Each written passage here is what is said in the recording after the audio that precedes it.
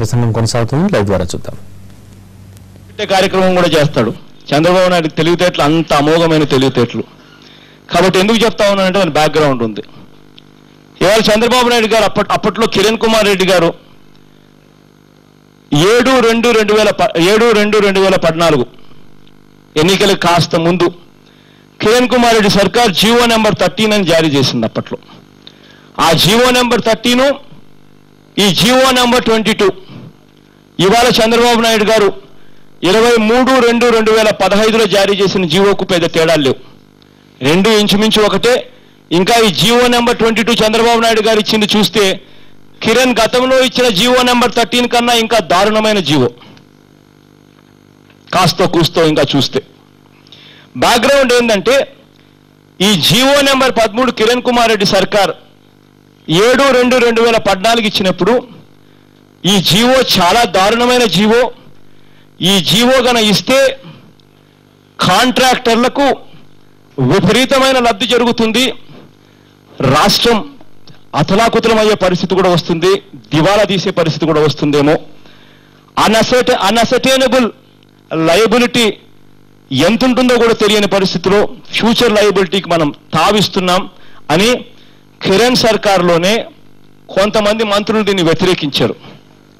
వ్యతిరేకిస్తే chief secretary దీన్ని పక్కన పెట్టాడు. ఇంప్లిమెంట్ కాకుండా చీఫ్ సెక్రటరీ పక్కన పెడితే ఆ తర్వాత గవర్నర్ గారు పరిపాలన వచ్చింది. గవర్నర్ గారి పరిపాలన వచ్చినప్పుడు గవర్నర్ గారు జరిగిన కరెస్పాండెన్స్ అంతా చూశారు. చూసిన తర్వాత గవర్నర్ గారు ఈ జీవోను అబెయన్స్ లో పెట్టాడు. గవర్నర్ గారు ఈ జీవోను అబెయన్స్ లో పెడితే చంద్రబాబు నాయుడు గారు ఇవాళ 2023/2/2015లో ఇవాళ చంద్రబాబు నాయుడు గారు గవర్నర్ గారు అబయన్స్ లో పెట్టిన జీవోను అబయన్స్ను విత్డ్రా చేసుకుని జీవో నెంబర్ 22 ఇచ్చాడు. అబయన్స్ను విత్డ్రా చేసుకొని ఏం చెప్తా ఉన్నాను. In the reference second read above, the orders so issued in the reference first cited were kept in abeyance. The orders issued in the reference second read above are now withdrawn. Governor గారు అబయన్స్ లో పెట్టిన దానిని చంద్రబాబు నాయుడు గారు withdraw చేసుకుని మరి ఈ GO ఇచ్చారు. ఒకవైపునేమో చంద్రబాబు నాయుడు గారు రాష్ట్రం దివాలా తీస్తా ఉంది, రాష్ట్రంలో డబ్బులు లేవు అని ఒకవైపున అంటాడు.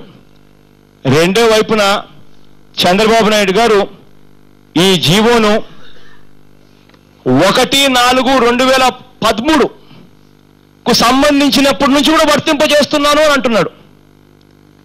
అంటే ఆయన ముఖ్యమంత్రి కాదు, అప్పుడు ఆయన ముఖ్యమంత్రి కాదు. ఇవాళ 2015 సంవత్సరంలో ఇవాళ జీవో ఇస్తున్నాం. 2013 నుంచి కాంట్రాక్టర్లకు డబ్బులు ఇవ్వాలి అని చెప్పి రాటిఫై చేస్తా ఉన్నాడు ఈ జీవో ద్వారా. మామూలుగా డబ్బులు లేకపోతే గవర్నర్ గారే పక్కన పెడితే, గవర్నర్ గారే పక్కన పెట్టింది నేనేలా చేస్తాను, నేను చెయ్యలేను అని చెప్పి ఏ ముఖ్యమంత్రి అయినా తప్పించుకుంటాడు. కానీ ఇక్కడ గవర్నర్ గారు పక్కన పెట్టింది విత్డ్రా చేసుకుని 2013 నుంచి నేను ఇస్తున్నాను, కాంట్రాక్టర్లకు ఎస్కలేషన్ అని చెప్తా ఉన్నాడు చంద్రబాబు నాయుడు గారు. ఈ జీవో ఎంత భయానకం అంటే, ప్రైస్ నేను చదువుతాను, కాస్త దయచేసి వినండి.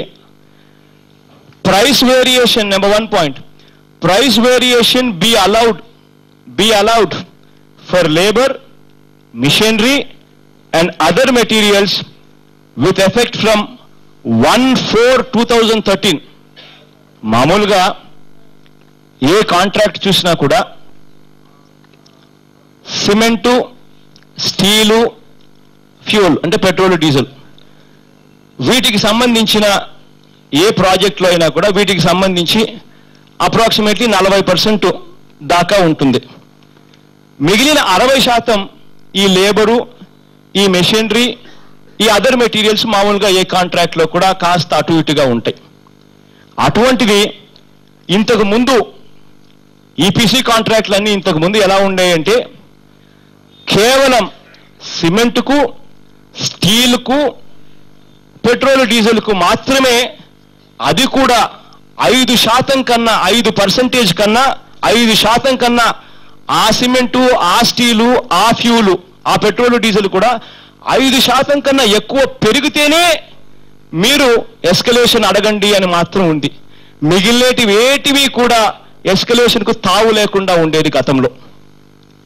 కానీ ఇవాళ చంద్రబాబు నాయుడు గారు ఏం చేశారంటే 1/4/2013 నుంచి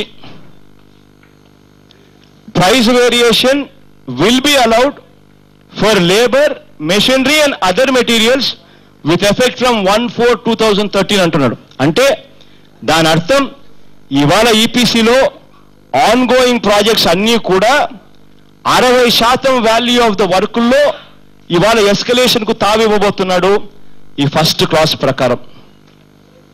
రెండోది,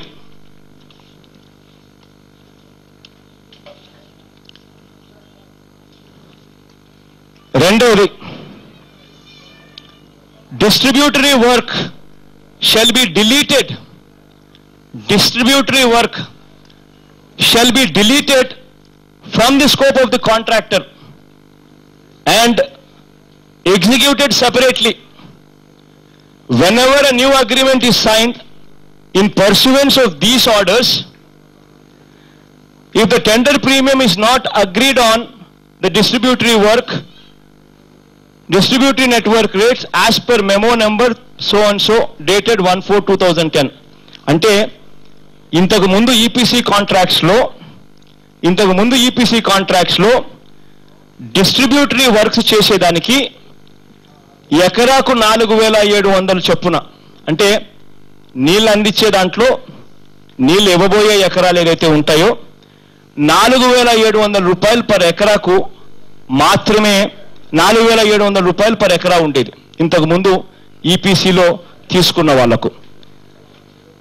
దాన్ని ఇవాళ మనం ఈ డిస్ట్రిబ్యూటరీ వర్క్స్ మీకు ఇష్టం లేకపోతే మీరు చేయాల్సిన పనే లేదు, మీరు పక్కకు తప్పుకోండి కావాలంటే, లేదు ఒకవేళ మీరే చేస్తాము అని అనుకుంటే ఇప్పుడు 2010 రేట్ల ప్రకారం 10,500 పర్ ఎకరాకు మీరు తీసుకోవచ్చు అని అంటున్నారు. అంటే పాయకం అంటే నీళ్లు పంపించే దాంట్లో ఎంతైతే చేస్తారో, ఎంతైతే నీళ్లు దాని డిస్ట్రిబ్యూటరీ వల్ల మేలు జరుగుతుందో దానివల్ల 10 ఎకరాకు 10,500 వరకు మీరు తీసుకోవచ్చు.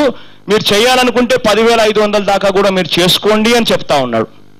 ఇంకా ఏం చెప్తా ఉన్నాడంటే మీకు ఇష్టం లేకపోతే మీరు మానేసేయండి, పర్వాలేదు, నేను ఒప్పుకుంటాను అంటున్నాడు. అంటే ఇవాళ ఆ ఈపీసీ కాంట్రాక్టర్లు వదిలేస్తే, ఒకవేళ చేస్తే 4,700 పర్ ఎకరా ఉండేది 10,500 పర్ ఎకరాకు చేసే వెసులుబాటు. ఒకవేళ వాళ్ళు వదిలేస్తే ఇవాళ కొత్తగా మనం టెండర్లు పిలిస్తే ఇవాళ ఎస్ఎస్ఆర్ ప్రకారం 2010లో 10,500 పర్ ఎకరా ఉంది. 2015-16కు వచ్చేసరికి 10,500 ఇంటూ 6%, 6% ఇన్ఫ్లేషన్ 5 సంవత్సరాలకు కలిపితే 13,650 రూపాయలు పర్ ఎకరా అవుతుంది. అంటే ఇవాళ మనం టెండర్లు పిలిచి ఆ డిస్ట్రిబ్యూటరీ వర్క్స్ వేరే వాళ్ళకి ఎవరికన్నా కొత్త వాళ్ళకి ఇస్తే వాళ్ళు 13,650 రూపాయలు పర్ ఎకరా మినిమం కోట్ చేస్తారు. ఎక్కడ 4,700 పర్ ఎకరా, ఎక్కడ 13,650 రూపాయలు పర్ ఎకరాకు సమానంగా కోట్ చేయడం. అంటే ఇవాళ డిస్ట్రిబ్యూటరీ వర్క్స్ కన్నా పిలిస్తే టెండర్లు 190% ఎస్కలేషన్ జరుగుతుంది. ఇది ఈపీసీ కాంట్రాక్టర్ల పరిధి. వాళ్ళు ఖచ్చితంగా చేయాల్సిన అగ్రిమెంట్స్ ఉన్నాయి, వాళ్ళతో చేయించుకోవాల్సింది పోయి వెసులుబాటు ఇస్తా ఉన్నాడు చంద్రబాబు నాయుడు గారు. ఒకవైపున ఎస్కలేషన్, ఒకవైపున డిస్ట్రిబ్యూటరీస్ గురి మీద వెసులుబాటు, మరోవైపున ఇంకొకటి 3వ class, as and when extra structures needed as well for extra quantities, as and when extra structures are needed as and well for extra quantities beyond the original scope of work